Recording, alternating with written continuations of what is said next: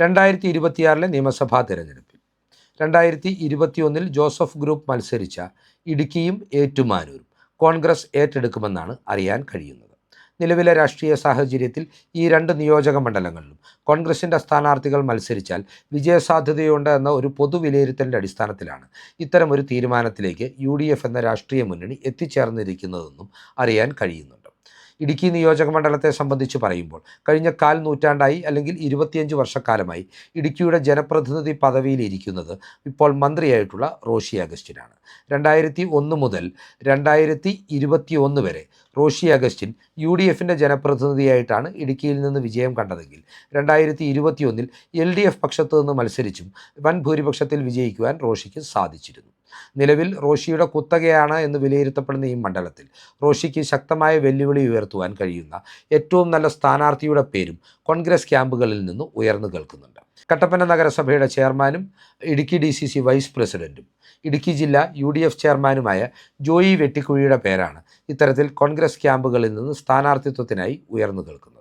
ജോയി വെട്ടിക്കുഴിയെയും റോഷി അഗസ്റ്റിനെയും സംബന്ധിച്ച് 2026 ഇരുവരും തമ്മിൽ ഒരു നേർക്കുനേർ പോരാട്ടമുണ്ടായാൽ അത് കാൽ നൂറ്റാണ്ട് കാലത്തെ രാഷ്ട്രീയ കുടിപ്പകയുടെ കണക്ക് തീർക്കുവാൻ രണ്ടു പേർക്കും ലഭിക്കുന്ന ആദ്യ സുവർണാവസരമായിരിക്കുമെന്നും വിലയിരുത്തപ്പെടുന്നുണ്ട്.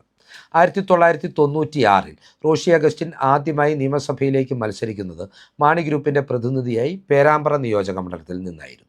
അതേ തെരഞ്ഞെടുപ്പിൽ തന്നെ മാണി ഗ്രൂപ്പിൻ്റെ പ്രതിനിധിയായി ഇടുക്കി നിയോജക മണ്ഡലത്തിൽ നിന്ന് മത്സരത്തിനിറങ്ങിയത് അന്ന് പാർട്ടിയുടെ നിയോജക മണ്ഡലം പ്രസിഡന്റും അതേസമയം തന്നെ ജില്ലാ സെക്രട്ടറിയുമായിരുന്ന ജോയി വെട്ടിക്കുഴി എന്ന ശക്തനായ യുവ നേതാവായിരുന്നു. ഈ രണ്ടുപേരും തങ്ങളുടെ കന്നി പോരാട്ടത്തിൽ, അതായത് 1996 ഇടതുമുന്നണി സംസ്ഥാന ഭരണം പിടിച്ച തെരഞ്ഞെടുപ്പിൽ UDF സ്ഥാനാർത്ഥികളായി മത്സരിച്ച് പരാജയപ്പെട്ടവരാണ്. പിന്നീട് 2001 ആയപ്പോഴേക്കും റോഷി അഗസ്റ്റിൻ KM മാണിയുടെ മാനസപുത്രൻ എന്ന പേര് സമ്പാദിച്ചുകൊണ്ട് ജോയി വെട്ടിക്കുഴി പ്രതീക്ഷിച്ചിരുന്ന ഇടുക്കി സീറ്റിലേക്ക് മത്സരത്തിനായി എത്തുകയായിരുന്നു.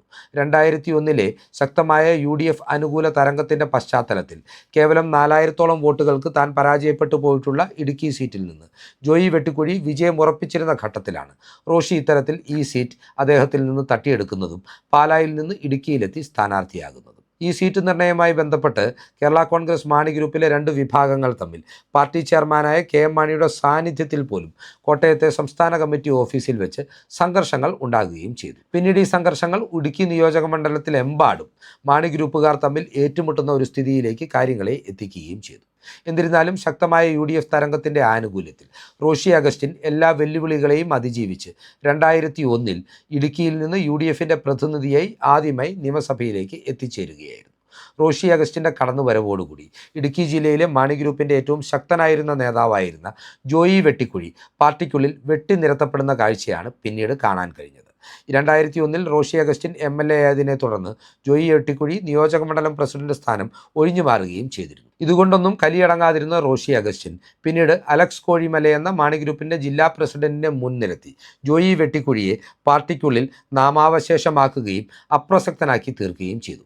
ഈ ഒരു സാഹചര്യത്തിലാണ് 2005 തദ്ദേശ തെരഞ്ഞെടുപ്പിന് മുന്നോടിയായി ജോയി വെട്ടിക്കുഴി മാണി ഗ്രൂപ്പ് വിടുന്നതും ജോസഫ് ഗ്രൂപ്പിൻ്റെ ഭാഗമായി കട്ടപ്പന ജില്ലാ പഞ്ചായത്ത് ഡിവിഷനിൽ നിന്ന് മത്സരത്തിനിറങ്ങുന്നതും.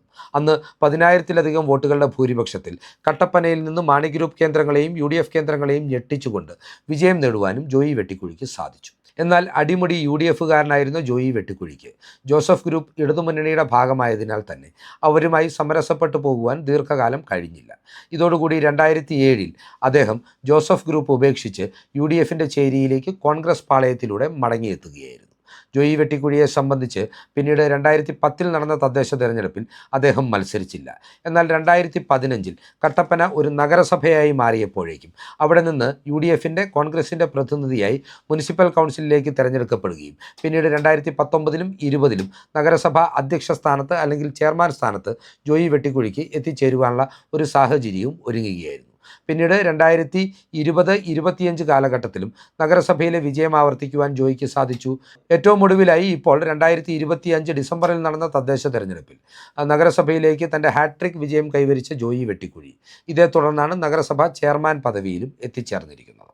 ഇത്തരത്തിൽ തൻ്റെ രാഷ്ട്രീയ സാധ്യതകൾക്ക് വലിയ രീതിയിൽ കരിനിഴൽ വീഴ്ത്തിയ, തന്നെ തൻ്റെ മാതൃപ്രസ്ഥാനത്തിൽ ഒറ്റപ്പെടുത്തി നാമാവശേഷമാക്കിയ, MLA ആകുവാനുണ്ടായിരുന്ന തൻ്റെ സുവർണ അവസരം തന്നിൽ നിന്ന് അഹിതമായി കവർന്നെടുത്ത റോഷി അഗസ്റ്റിനോട് ജോയി വെട്ടിക്കുഴിക്ക് ഈ കണക്ക് തീർക്കുവാൻ കിട്ടുന്ന ഏറ്റവും നല്ല അവസരമായിരിക്കും 2026 നിയമസഭാ തെരഞ്ഞെടുപ്പെന്നാണ് രാഷ്ട്രീയ വൃത്തങ്ങളിൽ നിന്ന് ഇപ്പോൾ ഉയർന്നു വരുന്ന വിലയിരുത്തലുകൾ വ്യക്തമാക്കുന്നത്. നിലവിലെ രാഷ്ട്രീയ സാഹചര്യത്തിൽ റോഷി അഗസ്റ്റിന് ഇടുക്കി നിയോജക മണ്ഡലത്തിൽ നിന്ന് കോൺഗ്രസ് സ്ഥാനാർത്ഥിയെ പരാജയപ്പെടുത്തുവാൻ കഴിയില്ല എന്നാണ് രാഷ്ട്രീയ വൃത്തങ്ങളുടെ വിലയിരുത്തൽ.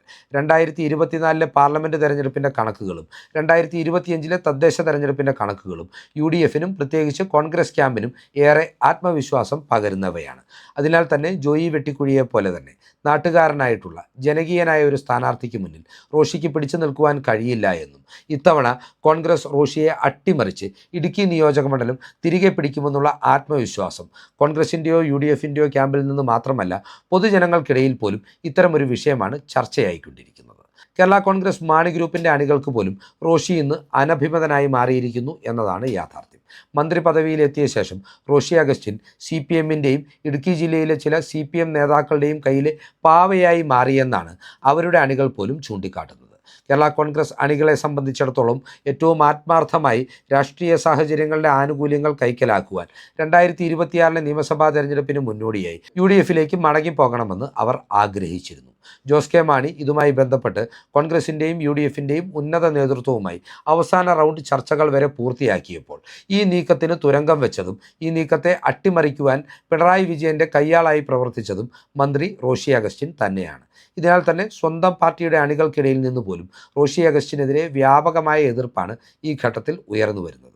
കേരള കോൺഗ്രസിൻ്റെ അണികളെ സംബന്ധിച്ച് പറയുമ്പോൾ ജോയി വെട്ടിക്കുഴി ഇന്ന് കോൺഗ്രസിൻ്റെ നേതാവാണെങ്കിലും ഈ പാർട്ടി ഇടുക്കിയുടെ മണ്ണിൽ പടുത്തുയർത്തുന്നതിൽ അദ്ദേഹം വഹിച്ചിട്ടുള്ള പങ്കിനെ അവർ പോലും വിസ്മരിക്കുന്നുമില്ല. അത്തരമൊരു രാഷ്ട്രീയ സാഹചര്യത്തിൽ തങ്ങളുടെ പഴയ നേതാവ് നിലവിലെ MLAക്കെതിരെ സ്ഥാനാർത്ഥിയായി എത്തുന്ന ഘട്ടത്തിൽ കേരള കോൺഗ്രസ് മാണി ഗ്രൂപ്പിൻ്റെ വോട്ടുകളിൽ വലിയ ഭിന്നതയുണ്ടാകുമെന്നും അടിസ്ഥാനപരമായി UDF സ്വഭാവമുള്ള ഈ വോട്ടുകൾ UDFിലേക്ക് കേന്ദ്രീകരിക്കുമെന്നും UDF സ്ഥാനാർത്ഥിക്ക് ഇടുക്കി നിയോജക മണ്ഡലത്തിൽ നിന്ന് വൻ ഭൂരിപക്ഷത്തിൽ വിജയിക്കുവാനുള്ളൊരു സാഹചര്യത്തിലേക്ക് ഇത് പരിണാമം ചെയ്യപ്പെടുമെന്നും രാഷ്ട്രീയ വൃത്തങ്ങൾ ശക്തമായി തന്നെ വിലയിരുത്തുന്നുണ്ട്.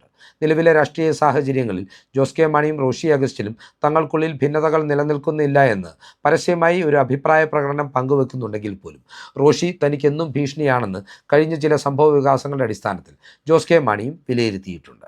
അതിനാൽ തന്നെ CPMൻ്റെയും ഇടതുമുന്നണിയുടെയും മാനസപുത്രനായ റോഷി അഗസ്റ്റിൻ ഒരു പരിധിവരെ പാർട്ടിക്കുള്ളിൽ ഒതുക്കപ്പെടേണ്ടതിന് അദ്ദേഹത്തിൻ്റെ പരാജയം ഇടുക്കിയിൽ അനിവാര്യമാണെന്നുള്ള തിരിച്ചറിവും ജോസ് കെ മാണി എന്ന കേരള കോൺഗ്രസ് പാർട്ടിയുടെ ചെയർമാന് ഉണ്ടാവാനുമുള്ള സാധ്യതകൾ ശക്തമാണ്. ഈ ഘടകങ്ങളൊക്കെ പരിഗണിക്കുമ്പോഴാണ് 2026 ഇടുക്കി നിയോജക മണ്ഡലത്തിൽ നിന്ന് തീപാറുന്ന പോരാട്ടത്തിനൊടുവിൽ ജോയി വെട്ടിക്കുഴി എന്ന കോൺഗ്രസ് സ്ഥാനാർത്ഥി റോഷി അഗസ്റ്റിനെ പരാജയപ്പെടുത്തിക്കൊണ്ട് കാൽനൂറ്റാണ്ട് കാലത്തിന് ശേഷം ഈ നിയോജക മണ്ഡലത്തെ ജനാധിപത്യ ചേരിയിലേക്ക് തിരികെ എത്തിക്കുവാനുള്ള സാഹചര്യമൊരുക്കുന്നത്. സീറ്റ് വിഭജനവുമായും സ്ഥാനാർത്ഥി നിർണയവുമായി ബന്ധപ്പെട്ട് കോൺഗ്രസിൻ്റെയോ UDFൻ്റെയോ ഭാഗത്തു നിന്ന് ഔപചാരികമായ തീരുമാനങ്ങൾ ഉണ്ടായിട്ടില്ല എങ്കിൽ കൂടിയും നിലവിലെ രാഷ്ട്രീയ സാഹചര്യത്തിൽ ജോയി വെട്ടിക്കുഴി ഇടുക്കിയിൽ മത്സരത്തിനിറങ്ങിയാൽ റോഷിയുടെ പതനം ഉറപ്പാണെന്ന് ജനങ്ങൾക്കിടയിൽ ശക്തമായ ഒരു പൾസ് നിലനിൽക്കുന്നുണ്ട്.